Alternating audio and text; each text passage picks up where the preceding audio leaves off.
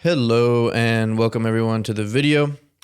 And as you can tell from the title, this is going to be an exploration of one of India's most radical and probably oldest philosophical teachings, the philosophy of the sage Vasishtha, as presented in the medieval text Yoga Vasistha.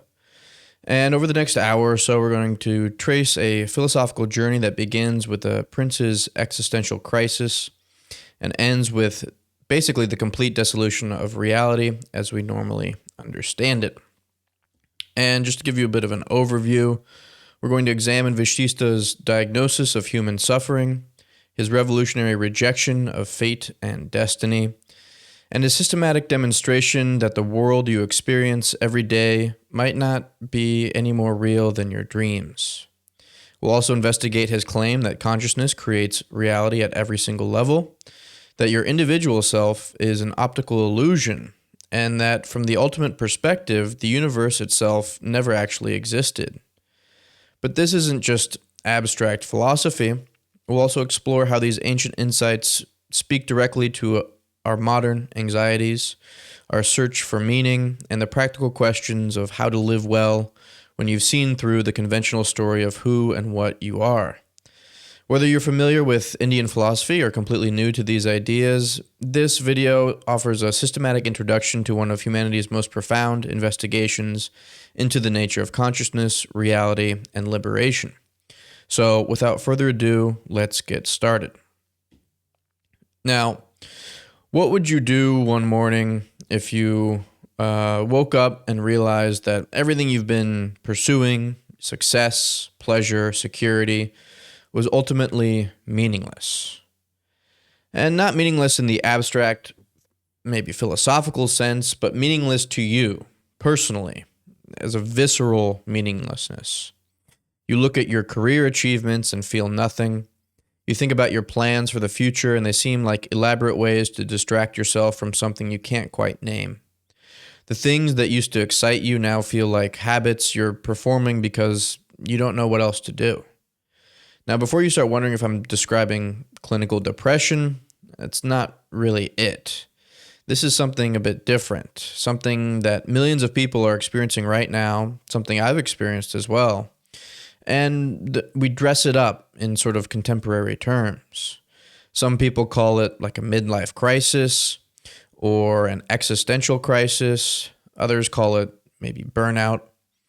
But what if I told you that thousands of years ago, a young prince in India experienced exactly the same awakening or the same existential doubt? And his teacher's response to it became one of the most influential philosophical texts that you've probably never heard of. Now, this prince's name was Rama, and this Rama was the hero and protagonist of the Hindu epic Ramayana, the avatar of Vishnu, and the perfect son and ideal king.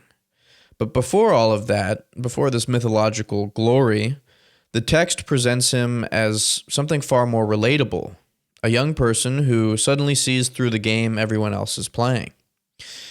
Listen to what he asks his father, who was the king at that time, and tell me if this doesn't sound familiar.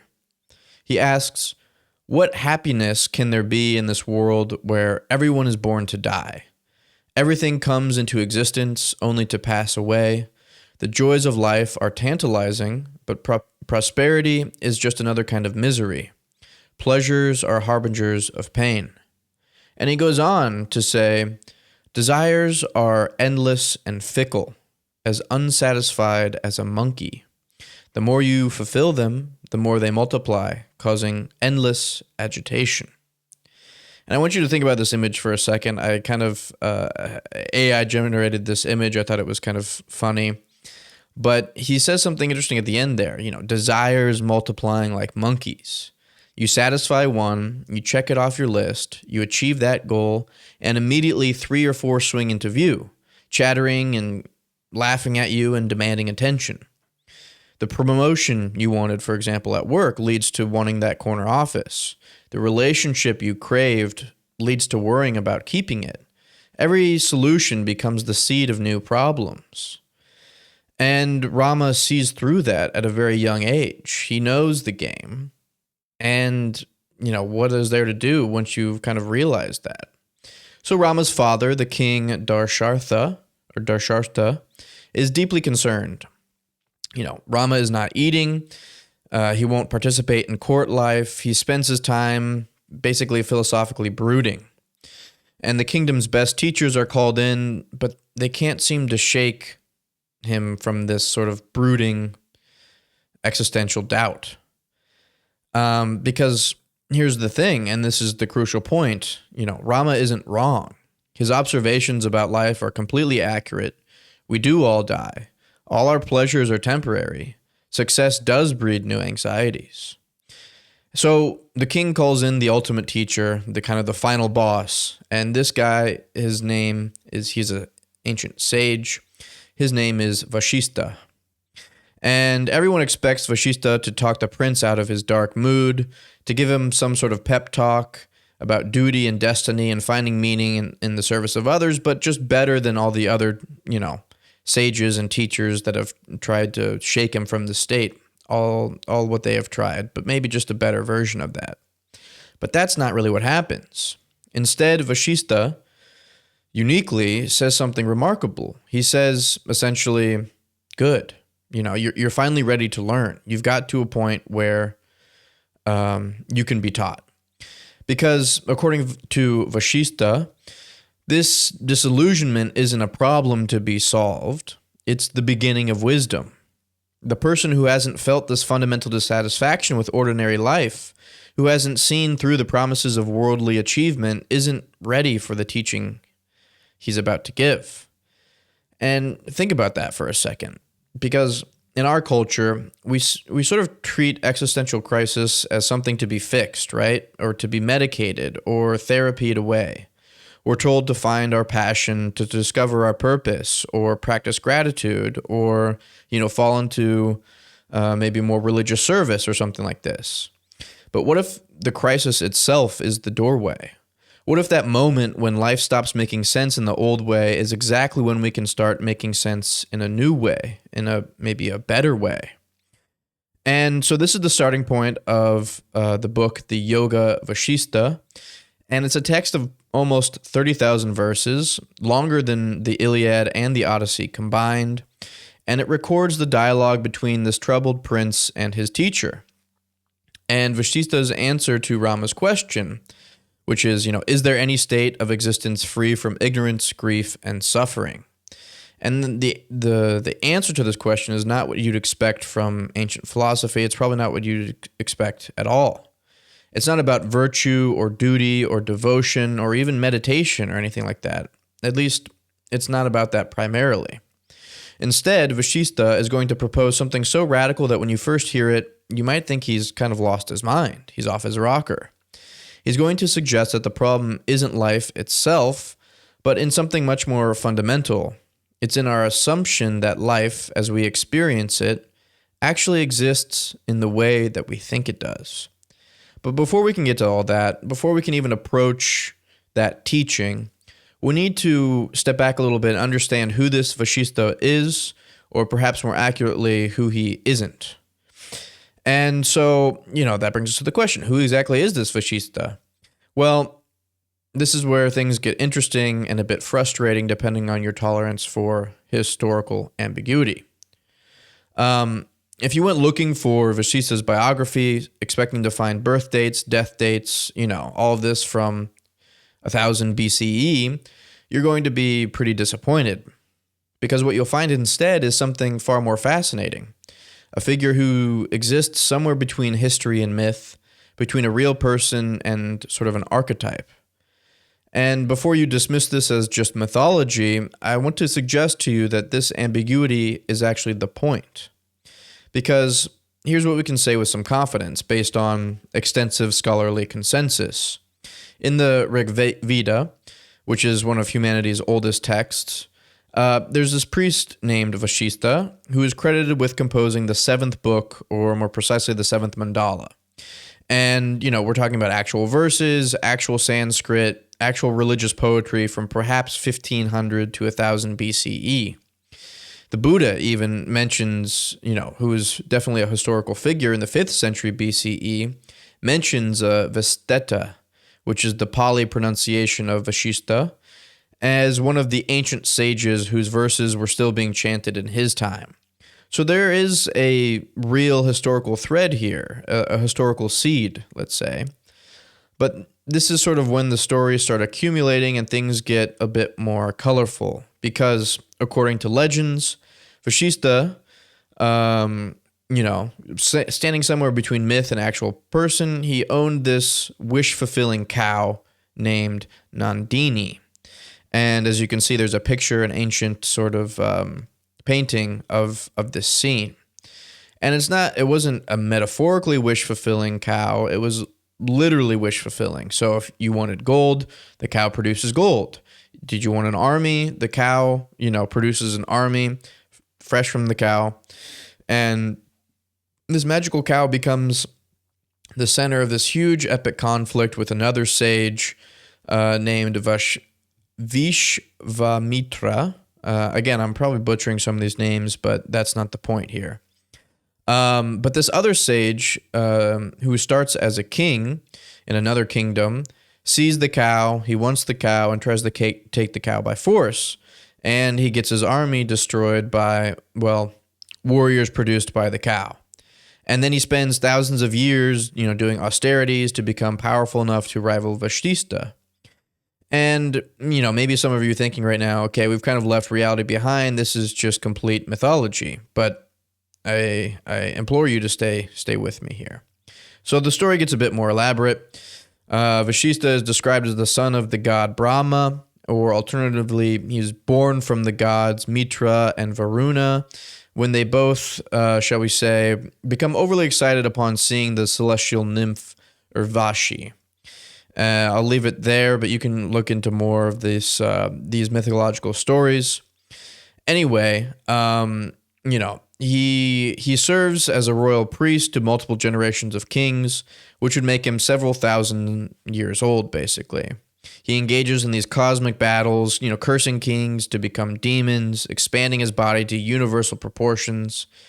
And you're probably wondering, why I'm spending time on these stories when we're supposed to be doing sort of like a philosophical analysis here. But the point is this, the mythological Vasishtha and the philosophical Vasishtha are inseparable. And that's not really a bug, but a feature of this sort of vehicle. Because think about it this way. In Western philosophy, we're kind of obsessed with authorship, right? Did Socrates really say that?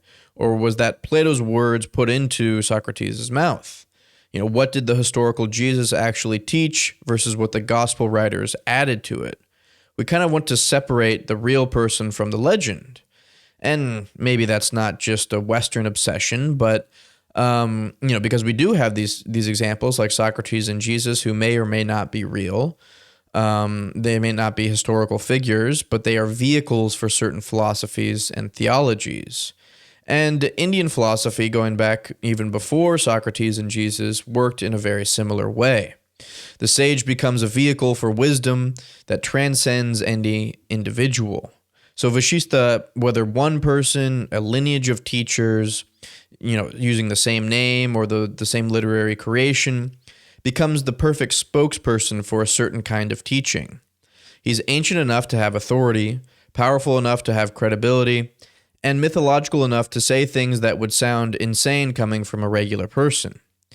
It's like, and this is maybe not the best analogy, but imagine if instead of arguing about whether Shakespeare really wrote Shakespeare's plays, whether he ripped them off, whether he, whether it was like a cabal or a group of people writing them, we realized that Shakespeare had become a name for a certain kind of genius that might have been one person, might have been several, but definitely produced works that changed how we understood, being a human being.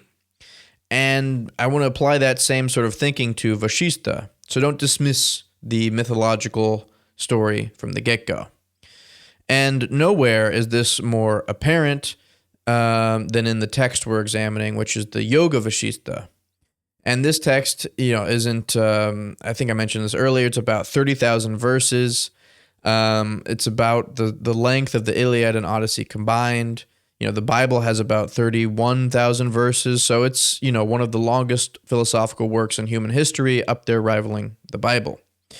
And the text presents itself as a dialogue where Vasishtha teaches Prince Rama, but really it's more of a vehicle for some of the most radical philosophical ideas ever produced. Ideas that were so influential that before the 12th century, this is one of the most popular philosophical texts in India, this Yoga Vasistha. And, medieval teachers quoted it constantly. It synthesized concepts from various, yoga and Buddhist thought and other Vedanta thought in ancient India. And it sort of synthesized these into something entirely its own. And here's what's remarkable about this text is that it doesn't really care whether you believe Vasishtha was a historical person or not. In fact, one of its core teachings is that this distinction between real and unreal might not mean what you think it means. The Vasishtha in the text literally says that the wisest person accepts wisdom from wherever it comes from, even from a child if the reasoning is sound, and rejects foolishness even if it comes from the creator god Brahma himself. So when we ask, was Vasishtha real, we're already kind of asking the wrong question. The better question is, what does this voice speaking across millennia through this massive text have to tell us about the nature of reality, consciousness, and suffering? And that's where things get genuinely mind-bending because, remember, Prince Rama's question, is there a state free from suffering?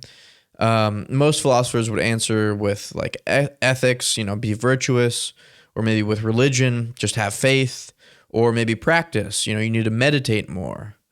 But Vasishtha, he does something different. He's going to say something like, your problem isn't that you think you exist as a separate being in an objective world, and absolutely none of that is true in the way you imagine it. So that's the real problem. And so this will bring us to the start of his actual teaching, which will begin with his diagnosis of the human condition. So, if you remember from the intro, I described briefly how there was this young Prince Rama who was brilliant, privileged, with everything going for him. He's the son of the king, but he's basically having what you'd recognize today as a complete existential breakdown. And instead of trying to fix him, Vasishtha does something unexpected. But I want to read to you again just to remind you of Rama's words, and I really want you to hear them. He says, or he asks, "What happiness can there be in this world where everyone is born to die? Everything comes into existence only to pass away. The joys of life are tantalizing. Prosperity is another kind of misery. Pleasures are harbingers of pain. Wealth and youth are fleeting. The body is destined to age, decay, disease." And then he delivers his devastating image. Desires are unsatisfied as a monkey. The more one fulfills them, the more they multiply, causing endless agitation. Now, you could dismiss this as maybe ancient pessimism, the complaints of a privileged prince who's never had any real problems. But let's be honest here, how much have things actually changed in the last 3,000 years in terms of our emotions? We live longer, sure, but we still die. We have smartphones instead of scrolls, like literal big text of scrolls, but we still scroll through Instagram feed, right?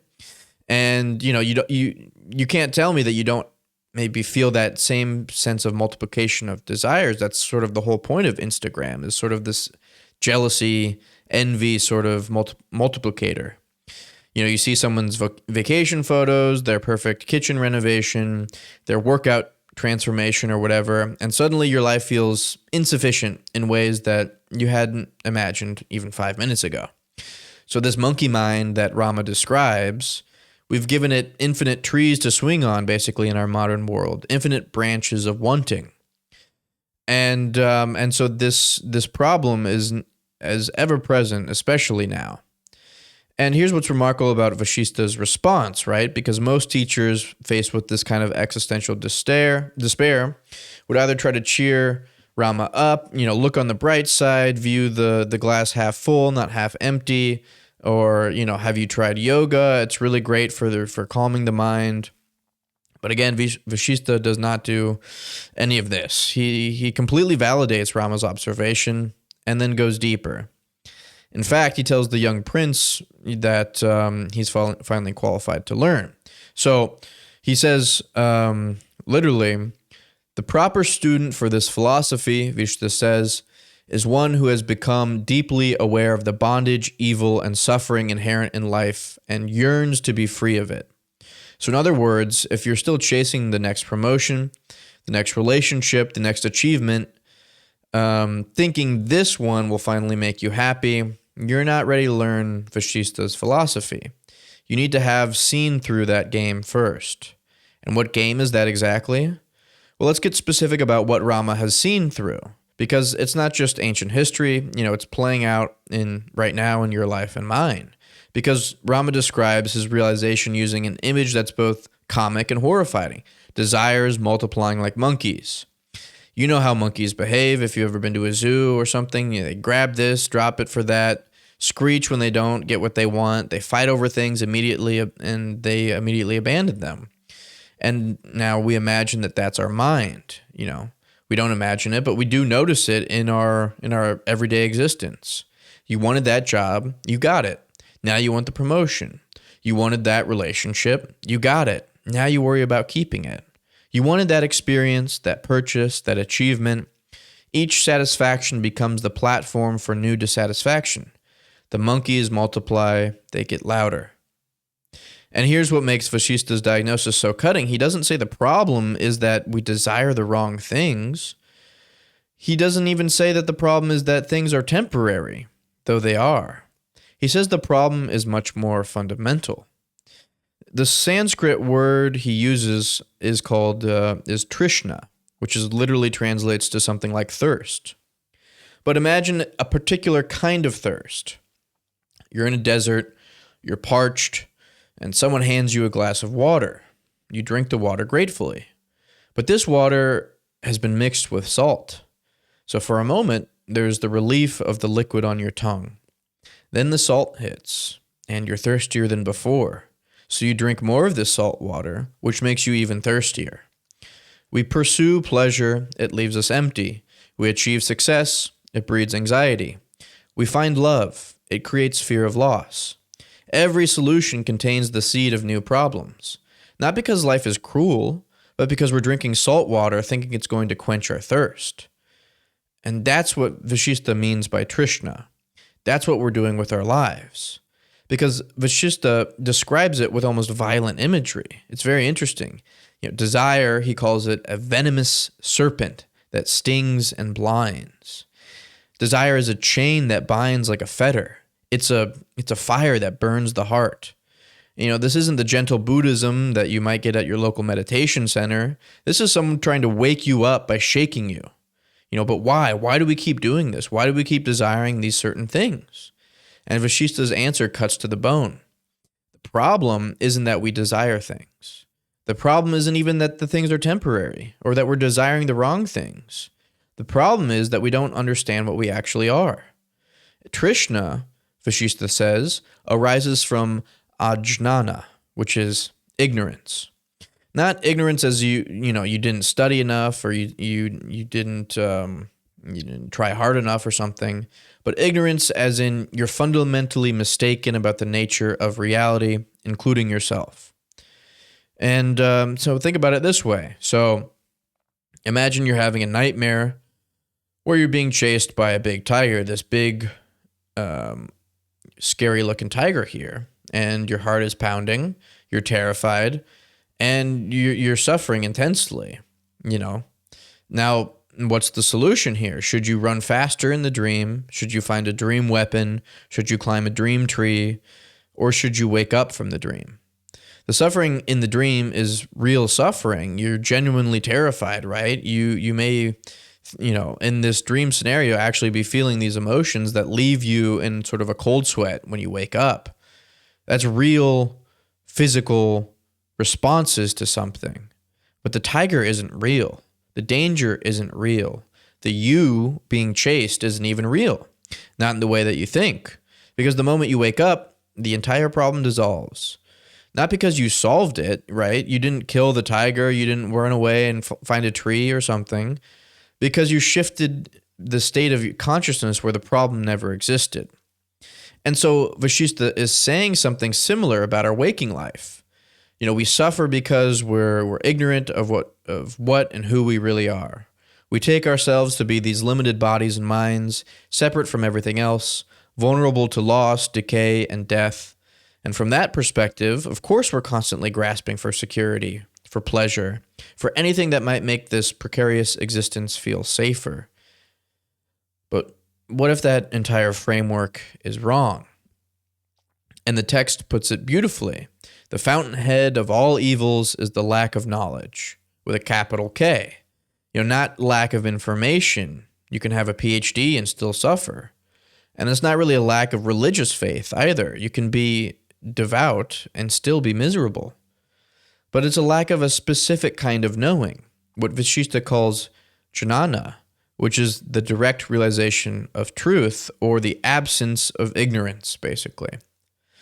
And here's where his prescription gets very practical, because he says, the best and most effective remedy for all suffering is the attainment of wisdom. True wisdom dispels the darkness of ignorance, just as light dispels night. Notice he doesn't say wisdom makes you feel better about suffering. He says it ends suffering. Because once you know what you really are, once you genuinely realize it, not just intellectually but experientially, the whole basis for suffering evaporates. Because here's the thing, and this is what makes Vasishtha's teaching so radical and also very practical. He's not saying you need to become something different. You don't need to be that new guy, right? That you see a lot of guys recently. I won't name names, but you see a lot of guys sort of developing this sort of new guy thing. If you're wanting to see a good video about this, Elephant Graveyard released a banger of a video about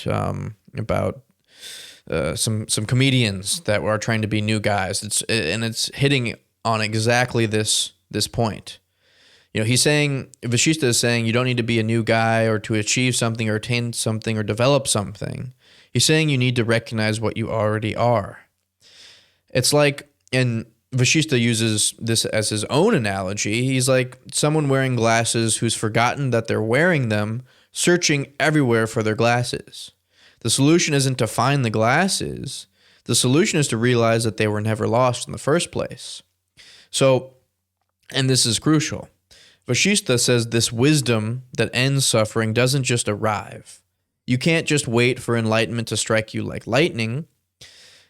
You have to do something specific. And this brings us to one of the most empowering and controversial aspects of Vasishtha's teaching, because when Rama asks, essentially, isn't this just my destiny to have this suffering, even if I realize it, even if I have this wisdom about it? Isn't suffering just my karma? And Vasishtha's response is going to challenge everything you probably believe about fate. So Rama asks this question. He raises this question of destiny. Isn't this just my karma? And he's voicing something here, what most people in ancient India believed, and frankly, what many people still believe today, that we're kind of locked into patterns set by past actions, that some people are just born lucky or unlucky, that fate is fate. And Vasishtha's response is so forceful, it practically leaps off the page. He says, there is nothing like fate or destiny making us miserable or happy in spite of ourselves. We are the markers of our own destiny by our own efforts. And you may be wondering, what's going on here? This is ancient India we're talking about, right? This is the birthplace of karma theory, where everything is supposed to be determined by past actions. And here's one of its most revered sages, one of the 7 sages of ancient India, basically saying that fate is nonsense. And I want to give you, let's push us a little bit further. I want to give you the full dose of Vasishtha's anti-fatalism, because it's quite remarkable and unique in the philosophical literature. He says, there's hardly anything in existence which is not attainable through right and earnest exertion. One gets only what one has striven for. Nothing is ever achieved by sitting idle. And then there's this gem. Those who depend upon fate and do not exert themselves are their own enemies. They depend on something that does not exist. And so what's he basically saying here? He's basically saying, he actually calls fate a non-entity. something that's absolutely unreal, existing only in imagination as a consoling notion. It's basically what we tell ourselves when we don't want to take responsibility. It wasn't meant to be, or it's just my karma, or I guess it just wasn't in the cards. But here's where Vasishtha's teaching gets a bit more nuanced, because he's not denying that past actions have consequences. What he's saying, and he's not saying karma doesn't exist. What he's saying is something much more radical. He's saying that basically karma isn't your boss. So, and he uses a vivid image for this of two rams charging at each other. So he says, imagine two rams charging at each other. Their heads are down. They're about to collide. One ram represents your past karma, all your previous actions, and their accumulated force. The other ram represents your present effort, what you're choosing to do right now. They meet and bam, whichever is the stronger wins. And here's the crucial point. The past is fixed and finite. It's already done. It has only as much power as what's already been accumulated. But the present is open, undetermined, infinite in its potential. You can always put more force behind your present effort. You can always choose to push harder now than your past is pulling you back. And Vasishtha puts it very plainly. He says, our previous actions alone constitute our destiny. But this destiny can be overcome by our present efforts as easily as a grown man overpowers a child.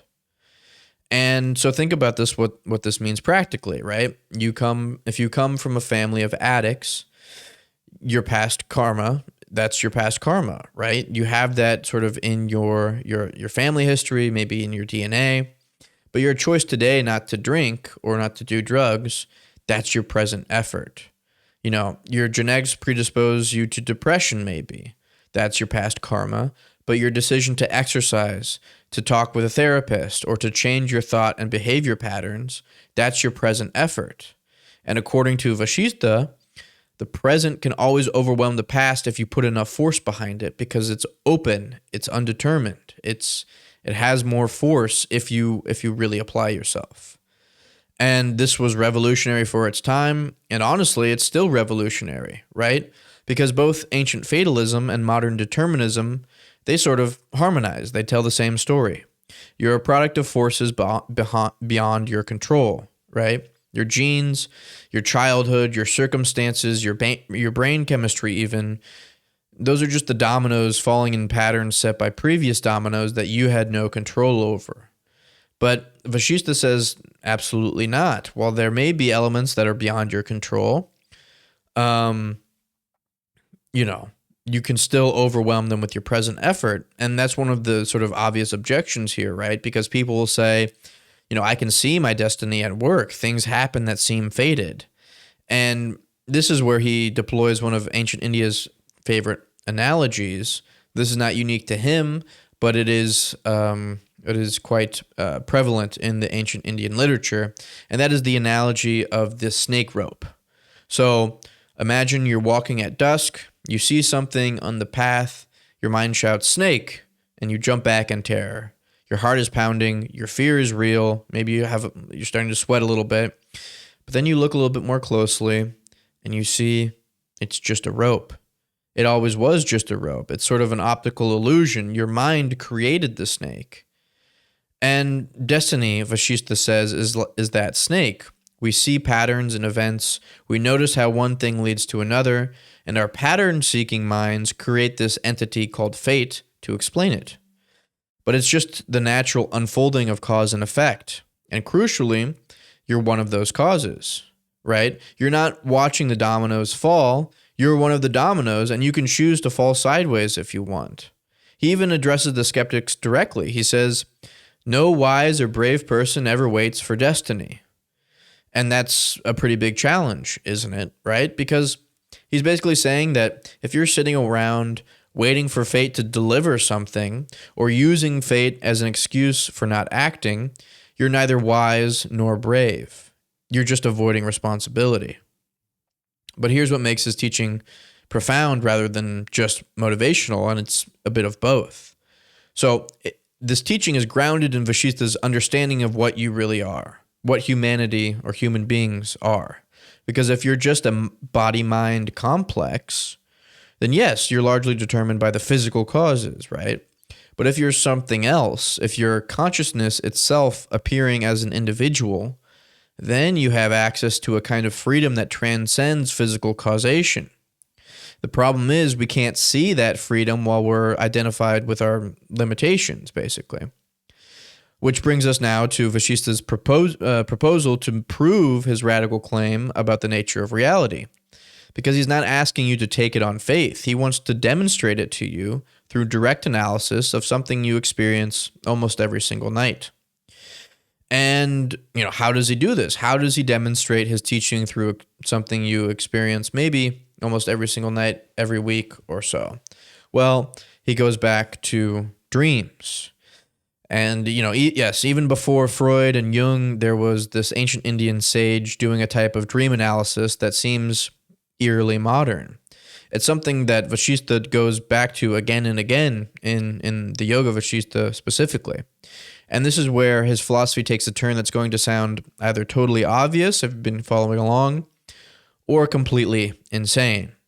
And there's no middle ground here, because depending on how you're willing to question your own basic assumptions about reality, it'll come to you in various ways. So let's set this up here. Here's his opening move, basically. And he asks, what exactly is the difference between the reality you experience in a dream and the reality you experience right now? And a lot of immediate answers are probably, dreams aren't real, waking life is real. But Vasistha says, slow down, let's actually examine this. When you're inside a dream, does it feel unreal? Not really, unless you're lucid dreaming, but even then it seems very real, right? You can kind of direct your actions. So we'll bracket those unusual cases of lucid dreams for now. But for most dreamers, you experience a world, you interact with people, you feel emotions, sometimes more intensely than in your waking life, right? You might fly or, do something that violates the laws of physics. But in the dream, that seems perfectly normal. The dream has its own sort of internal logic, its own consistency. And here's the kicker. In the dream, if you think about your waking life at all, which does happen occasionally, that seems unreal, right? Have you ever had this experience? I've had it relatively recently, and where I think about sort of I have sort of a conscious realization that this seems different than my waking life, but I don't think about it in those terms because the dream is my reality, and my waking life seems something that's unreal. And so it's only when you wake up that then you say, oh, that was just a dream, right? But what if, and just stay with me for a moment, stay with Vasistha, what if waking up is just entering another dream? This gets back to some recent movies about the dreams within a dream and stuff like that, but it kind of takes it, the Inception. But I don't know whether the director or the writers of that movie had any awareness at all of Vasistha, but it seems eerily modern and similar because he's basically saying, you wake up from a dream, but maybe you're just entering another dream, a more stable dream, a more consensus-based dream, but still a dream. And Vasistha puts it this way. He says, so long as each lasts, it gives the same sense of reality and stability as the other. And he uses this example that's both pretty funny and a bit unsettling because he says, you might dream that someone you love has died. In the dream, you're devastated, you're sobbing, you're completely grief-stricken. Meanwhile, in reality, that person is literally holding you while you sleep, maybe, perfectly fine. Or, they'll call you the next day or whatever. So which one is real, your dream experience of their death or the waking reality of their presence? And before you answer too quickly, consider this. From the perspective of the dreaming you, the grief is absolutely real. From the perspective of the waking you, the whole scenario is false, right? But what perspective judges the waking state? What if there's another level of awakening from which our real life looks just as illusory as that dream? And this isn't sort of, I mean, it is kind of a sort of a philosophical thought experiment, a speculation. But what Vasishtha is trying to do with this is to build to something precise and radical. He's saying that both waking and dreaming are constructions of mind, not in your mind like a hallucination, but made of your mind. Sort of the way that waves are made of water, basically. And this is where things get really interesting, because you might be objecting, but in my dreams, my world is private. In waking, we all share a similar sense of the world. We can both see this coffee cup and this table, this room. If I kick something, I experience its resistance in a way that I don't really experience in my dream life. And Vasishtha's response is pretty ingenious, whether you'll take it or not. But he introduces the concept of the cosmic mind. And in Sanskrit, it's known as the Brahma, or the creator principle. So yes, your individual mind creates your individual experience, just like in a dream, the same operational structure. But there's also this universal mind, this cosmic mind, that dreams the basic framework that all individual minds share. Think of it like this. The Brahma, the creator principle, the cosmic mind, is the master server, and we're all logged into that same game. The game world exists in the server, the cosmic mind, but your individual experience of it exists in your terminal, or your individual mind. And that's why we can agree on seeing the same objects. We're all accessing the same cosmic imagination, let's say. The text describes it pretty beautifully. It says, "We and the world around us are his thoughts in the literal sense. We live, move, and have our being in his mind." And his here is the Brahma, is the cosmic mind. You can kind of think of it as like, a god, his mind, right? God's mind. But it doesn't stop there. It gets even weirder, because Vasishtha then proposes something that sounds like pure science fiction. He basically says that there are worlds within worlds, infinitely nested realities, basically. Every mind contains a world, and within that world are other minds, each containing their own worlds, and so on infinitely. And he gives this wild example. He says, in hot weather, tiny organisms are born from human sweat. To those microorganisms, that droplet of sweat is their entire universe. They live, reproduce, die, completely unaware that their whole reality is just perspiration on someone's skin. And who's to say our universe isn't equally contained in something like something incomprehensibly larger? In every universe, there are millions of other universes, Vasishtha says, and this goes on at for infinity. And modern physics talks about this, right? They talk about parallel universes or multiple dimensions, the multiverse. Some radical philosophers like David Lewis talk about modal realism, or Husserl with transcendental idealism. And Vasishtha was kind of there, 5,000 years ago or so, except he wasn't talking about purely physical spaces. He was talking about consciousness and conscious spaces, mind worlds, each as real to its inhabitants as ours is to us. And he sees no problem really with this infinite chain, whereas a lot of Western pre-Socratic philosophers, and even into the medieval era, they have this problem with this infinite regress, let's say, or this infinity, and that they want to stop it. So they use, the unmoved mover, or God, or the first cause, or something like that to start the chain of infinity. But Vasishtha, on my reading, he doesn't do any of this at all. There's no problem for him for an infinity. Anyway, getting back to sort of the punchline here, because if the world is mind created, then thought has tremendous power, right? Not metaphorically, but literally. Thought is, Vasishtha declares this himself, thought is the most potent force in the world. And then after declaring this, he makes a series of claims that sound like they're straight from maybe a self-help book that you've read, except he doesn't mean them sort of metaphorically, he means them ontologically. He says, "We become what we wish, desire, and imagine ourselves to become. The world around us is the reflex of our thought. It changes as we change. This isn't really think positive thoughts and good things will happen. This is your thoughts are literally constructing your experience reality moment by moment.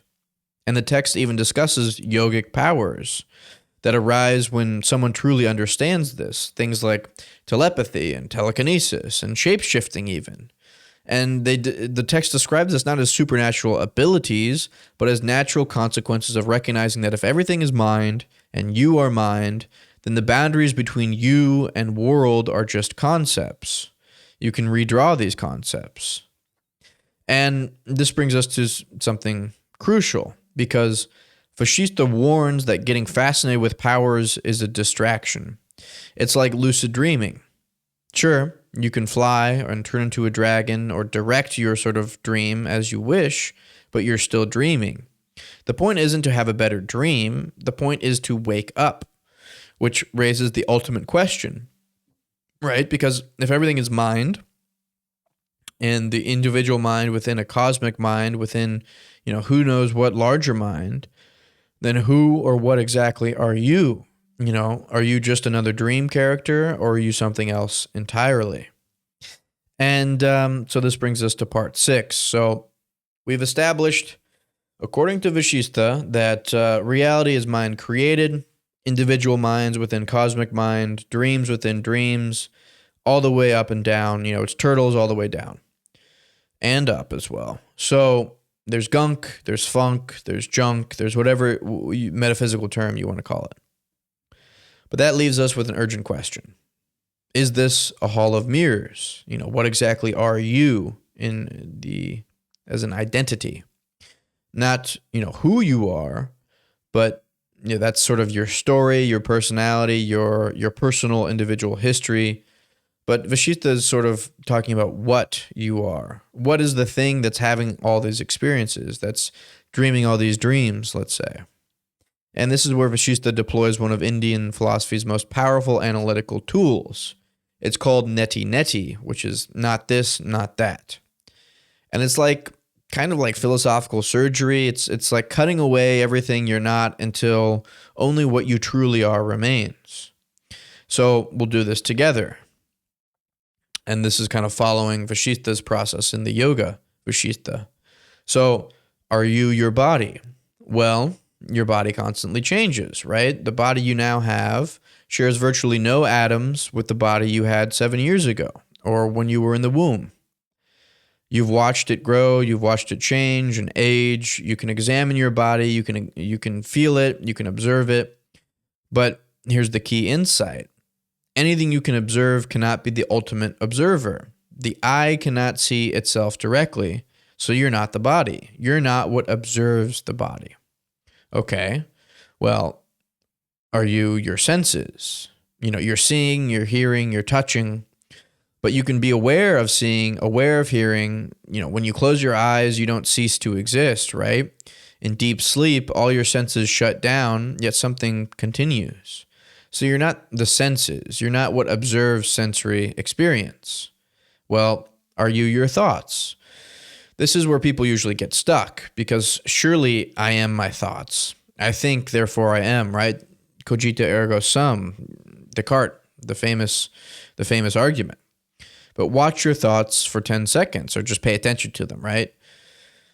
Notice how they arise, they change, they pass away, sort of like clouds in the sky. You can observe your own thoughts. You can even observe yourself thinking. You can think about thinking, right? Philosophers do that all the time. They're very good at it. So you can't be your own thoughts, right? Because you're what observes the thinking.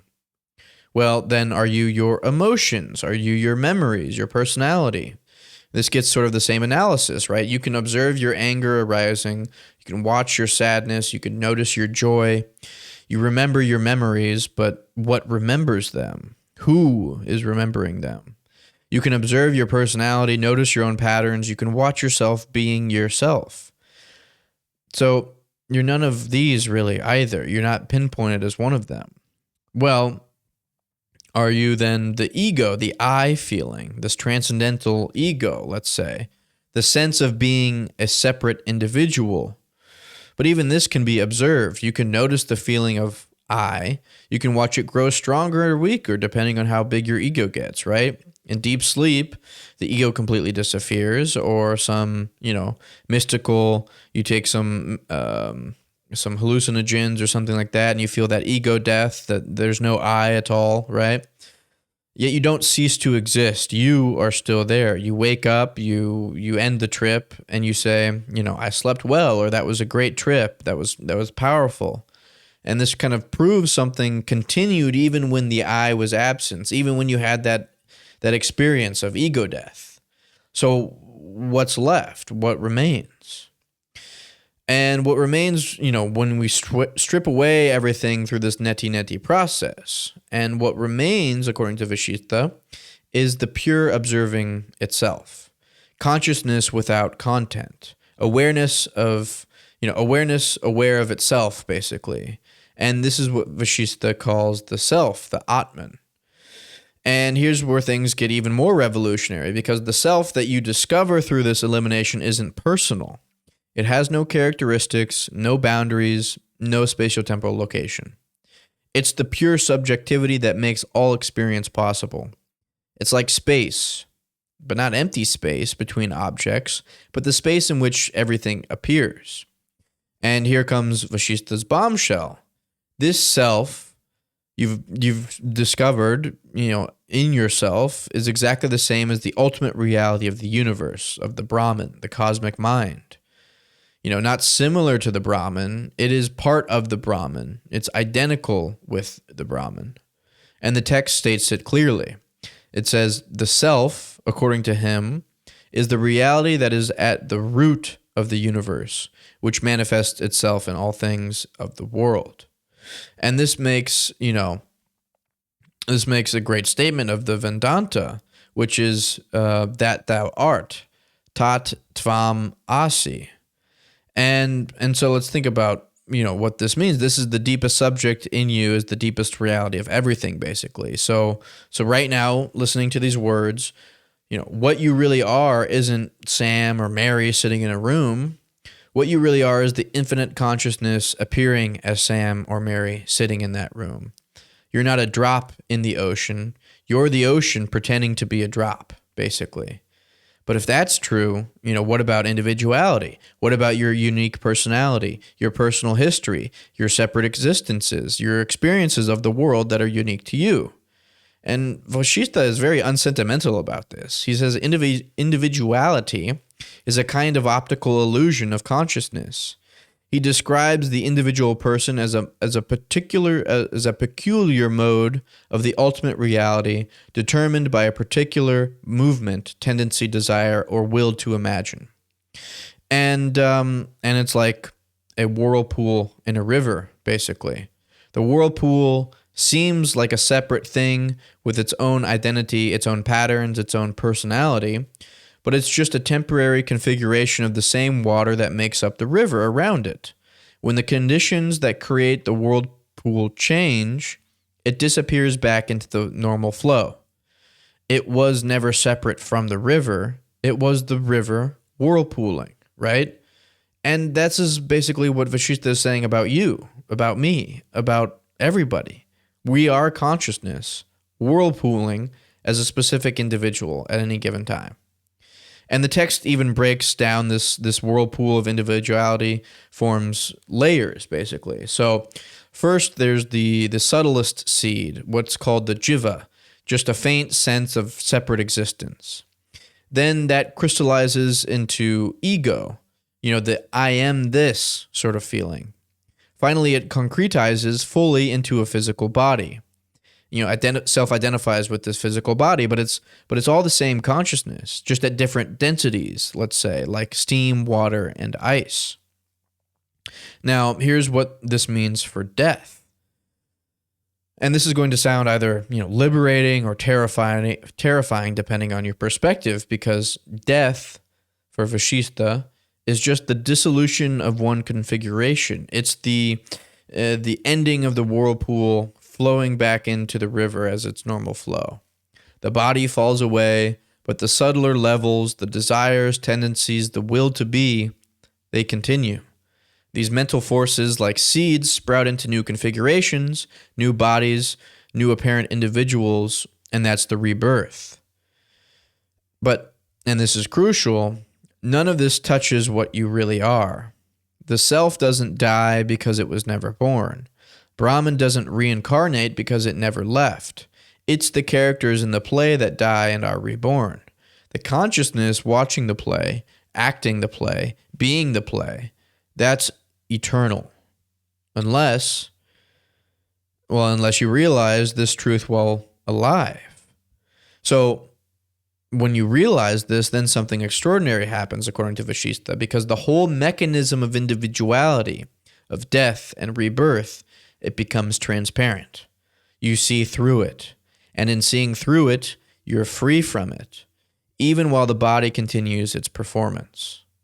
So this brings us to Vasishtha's ultimate teaching, his most radical claim about the nature of existence itself, and that is Acosmism. Acosmism is what Vasishtha calls his ultimate and highest truth, the central doctrine. And I need to warn you, this is where things get seriously strange if they weren't strange already. Because if you've been following along and thinking, okay, consciousness creates reality, we're all sort of one, we share in this consciousness, and we're kind of these whirlpools that then sort of, individualize us or whatever, I can kind of handle that. But, Vasishtha is about to pull the rug out from even this understanding. So this teaching is called Acosmism, and it's not atheism, which is denying God. It's not materialism, which is denying spirit. Acosmism is the denying of the universe itself. And here's Vasishtha's claim. From the perspective of the absolute, there never was a cosmos. Creation never happened. The world doesn't exist. You don't exist. This conversation isn't happening. And this is sort of the logical endpoint to not having a necessary being start the infinite chain. If there is no start of the infinite chain, if it just is infinity, it's pretty easy to get to this conclusion then if you didn't see this before. Because if you remember our dream analysis, in a dream you experience a world. That world has objects, people, events. From within the dream, it's absolutely real. But from the perspective of the waking you, where's the status of that dream? It's neither real, it has no independent existence, nor completely unreal because you experienced it, right? It's something in between. It's like a appearance. It's a dream. And Vasishtha is saying our waking world has exactly the same status, just from a higher perspective. And the perspective is of Brahman, of absolute reality. So he puts it precisely. He says, the world and all the objects in it are appearances. They are only relatively real, but unreal in the absolute sense of the term. Now, let's think about this carefully, because relatively real, but absolutely unreal. It's real relative to us as experiencers, right? But from the absolute perspective, from the view of the infinite, this infinite chain, this undifferentiated consciousness, all these separate things, including us, simply don't exist as separate things. And I'd like to use a modern analogy, if you'll allow me. You're playing a video game, you're completely absorbed, your character is fighting enemies, collecting treasures, saving the world, whatever. From within the game, every enemy is real. Every treasure matters. Every victory counts, right? But if you zoom out to the perspective of the computer running the game, what are all these enemies and treasures? They're patterns of electricity. They're information. They're, binary code. They're not even that. They're not even the computer thinking, right? That's just like binary ones and zeros. So from the computer's perspective, if there is such a thing, there are no enemies, treasures, no separate anything. It's just its own computational process appearing as a multiplicity. And, maybe this is not the best analogy, but what Vasishtha is basically saying, what he means when he says, viewing things from the Brahman's perspective, is that there is no world, is that the Brahman is somewhere else looking at an empty space where we think the world is. The Brahman is what we call the world, but it doesn't exist itself as the world. any more than the ocean experiences itself as waves, or the computer experiences itself as, a protagonist in an epic battle fighting dragons and demons to do whatever, to win points. And the text, as you go through, uses increasingly radical language to drive this point home. All opposites, being and non-being, one and many, self and other, universal and particular, they, quote, fuse and neutralize each other into a zero, a void. Not that reality is void, but that from the absolute perspective, all this multiplicity sort of cancels out into pure, undifferentiated, neutral existence consciousness. And you might be thinking, okay, interesting, but so what? How does this help with anyone? I can kind of see how it kind of helped at the beginning, but now it's getting a little bit too crazy for me. And that's a fair point, but it's the point of this is not just that it's a theory. It's supposed to shift your perspective completely, your metaphysical worldview, right? Because right now you experience yourself as a separate individual in a world of objects. That perspective generates certain experiences, desires, fears, sufferings, but that's not the only perspective available to consciousness, right? If you keep going up through deep inquiry, through meditation, through philosophical analysis, Vasishtha, that Vasishtha has been leading us through here, you can shift to what he calls the absolute point of view. Not permanently at first, you might just get glimpses of it, but in those glimpses, something extraordinary happens. The whole problem-solution framework of life dissolves. There's no separate you to have problems. There's no world to be threatened by. There's just pure isness, let's say. Aware and present. And from that perspective, all the dramas of life, including your own, they look like ripples in an infinite ocean. Real as movements, but not disturbing the depths at all. The depths remain completely unchanged. And the Yoga Vasistha describes it as, in the absolute, as considered from its own point of view, samsara, the cycle of world creation, individuals, bondage, liberation, does not exist at all. And this is what the Zen masters point to when they say, from the beginning, not a thing is. This is what the Advaita means by nothing ever happened. Not your experience isn't real as experience, but that the whole framework of separate beings having experiences is itself a kind of cosmic misunderstanding. And here's the crucial point. And this is what sort of saves Vasishtha's thinking from nihilism. Because realizing that this isn't real doesn't make you passive or uncaring. Because the same consciousness that plays at being you also plays at being everyone else. Seeing through the illusion of separation doesn't make you indifferent to suffering. It reveals that all suffering is, in a sense, your own. The liberated sage, Vasishtha says, once you've climbed up all the consciousness ladders to get to the sort of cosmic mind level, this liberated sage continues to act in the world, but from a totally different basis. They're like an actor who's remembered their acting. They can still play their role beautifully, perhaps even better than before, but they're not trapped in it, right? They're not like the, I forget the school of acting where you basically like trick yourself into being that character that you're playing all the time.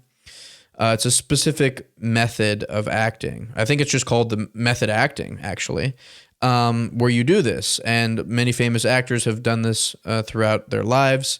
But he's saying we should take a different approach. We should realize that we're acting, still keep acting beautifully, but realize that be conscious of our acting nonetheless. And this shift, from being trapped in the movie, in the screenplay or whatever, to watching the movie, to actually participating then in the movie as an actor, from being a wave to knowing yourself as an ocean, basically. This is what Vasishtha calls liberation. Not after death, you're not liberated, not in some other Platonic realm, but here and now, a recognition that in the deepest sense, you never were bound because you were never separate. And this brings us to a very important question, right? Because if all of this is true, if we're already Brahman, if nothing ever really happened, why don't we know it? Why do we suffer? Why does the illusion seem so convincing? And most importantly, what can we actually do about it? So here we kind of return to where we started, with a young prince paralyzed by the recognition that life as normally lived is suffused with suffering. Rama asked, is there a state free from this suffering? And Vasishtha has given him an answer that's both simple and mind-breaking. Yes, you realize you're not what you think you are. Realize you're the infinite consciousness that only appears to be a separate individual. Realize the world is a dream in the cosmic mind. Realize that from the ultimate perspective, nothing ever happened. But here's what's remarkable about Rama's response in the text. He doesn't retreat to a cave. He doesn't become a passive or indifferent sage, even. He becomes what the tradition calls a liberated while living individual, right? So he goes on to fulfill his role as prince, as husband, as king. He fights battles, he rules kingdoms, he experiences the full range of human life, but from a completely different basis. And what's the difference? He's like an actor who's remembered he's acting. The play continues, but the anxiety is gone. The identification with the character has dissolved. He can play the role perfectly, maybe even better than before, because there's no fear of getting it wrong. It's all the play of consciousness. And this is what Vasishtha calls the practical absolute, living fully while knowing the illusory nature of life. Now you might be thinking, that's fine for mythological princes who probably didn't exist, but what does that mean for me trying to pay my rent and navigate crazy relationships and deal with, the world around me on a day-to-day basis? And so let me be specific about this philosophy, what it offers to contemporary life, right? Because, first it addresses anxiety at its root, let's say. It's not the surface anxiety about this deadline or that conflict, but about the fundamental anxiety of being separate, being vulnerable, a vulnerable self in an uncertain world, right? Chaos all around us. When you genuinely glimpse that you're not separate, that vulnerability sort of changes in its character. It's like being afraid of drowning and then remembering you're made of water or something like that, or that you've lost your glasses when really they're on your head. And second, it sort of reframes success and failure, right? Because from the perspective of the ego, success inflates you and failure deflates you. But from the perspective of consciousness playing roles, success and failure are just different scenes in the play. You can pursue excellence without being destroyed by imperfection. You can work toward goals without being enslaved by outcomes. And third, and this is subtle but crucial, this sort of philosophical framework allows for engagement without attachment. This isn't detachment as numbness or not caring. It's more like, how you can get completely absorbed in a movie, feeling all the emotions, and never quite forget you're actually watching a movie, right? There's a sort of dual awareness, feeling fully engaged yet free. And that's what becomes possible when you sort of shift your mentality to this sort of metaphysical framework. But I also want to be clear about what this doesn't mean, right? It doesn't mean your problems magically disappear. It doesn't mean you stop feeling pain or frustration or sadness or joy or, laughing with your friends. The waves don't stop being waves just because they realize they're the ocean, let's say. What changes is your relationship to those experiences. And the Yoga Vasistha puts it beautifully. The enlightened one is happy with whatever comes unsought. Not because they're suppressing preferences, but because they understand that whatever arises is just consciousness playing out patterns. Your preferences are part of the play too. You can work to change things without the desperate sense that your fundamental well-being depends on the outcome. And here's a practical example. Let's say you're stuck in traffic, you're late for something important. The normal response is frustration, anxiety, maybe even rage.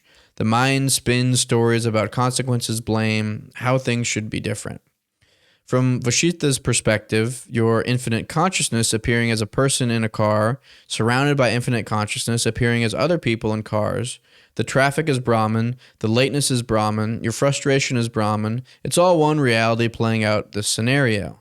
The appropriate response isn't to suppress the frustration, but to recognize this too is part of the play. And paradoxically, from this recognition comes freedom. Not freedom from traffic, right? Not freedom from being tyrannized by the traffic or feeling the rage or the frustration or even being late itself. The situation is what it is, but your response to the situation can come from from clarity, from a more clear place rather than a reactive place. And this brings us to our ultimate paradox. And something I want you to sit with after this video ends, because the highest truth is that there's no problem to solve. You're already free, you're already Brahman, you're perfect. And simultaneously, realizing this truth solves everything. It ends the fundamental dissatisfaction that drives suffering, because you realize the nature of reality, of the nature of what you are. You don't need to become enlightened. You don't need to go off in a cave and live like a sage. You just need to notice that what you are was never unenlightened, basically. You don't need to find God or truth or reality. You need to recognize that you are already what you're looking for. And it's like, and this is Vasishtha's own metaphor, someone frantically searching for their glasses while wearing them. The search itself is the problem. The moment you stop and notice, you laugh at the cosmic joke. So where does this leave us, right? Because, it leaves us bit where we kind of left off with sort of an invitation to question your most basic assumption that you're a separate self in an objective world, not to believe something different, but to investigate, to take your own effort, to look directly at your experience and ask, what am I really? And if you want to change what you are now, realize that you can do that through self-effort. And according to the Vasishtha, when you find the answer, not intellectually, but experientially, you discover you're not a drop of water, right? Who's afraid of evaporating, let's say. You're not even a wave that will eventually crash and disappear. You're one part of the ocean itself being, playing at being waves, basically, or whirlpools, or whatever the analogy you want to use. And from that recognition, Rama's question receives the ultimate answer. Yes, there is a state free from suffering. It's what you've always been. Beneath the stories, beneath the seeking, beneath even the one who suffers, you're not drowning, you're water, and you always were. So, whether you're satisfied with that answer or not, we have certainly taken a journey through one of the great ancient sages of Indian philosophy. That's it for this video. Again, just a reminder, I didn't really push back on or argue any of these points, because my goal here was mainly in just to explain Vasishtha's philosophy and his arguments in entertaining and an educational way. You're going to have to do the work, the self-effort, to think about, where you agree, where you might disagree with some of these points, what you find helpful, what you find not so helpful or confusing. Drop a comment below. And thank you again for watching. If you enjoyed this video, please give it a thumbs up. Subscribe to my channel for more videos. I will see you in the next one.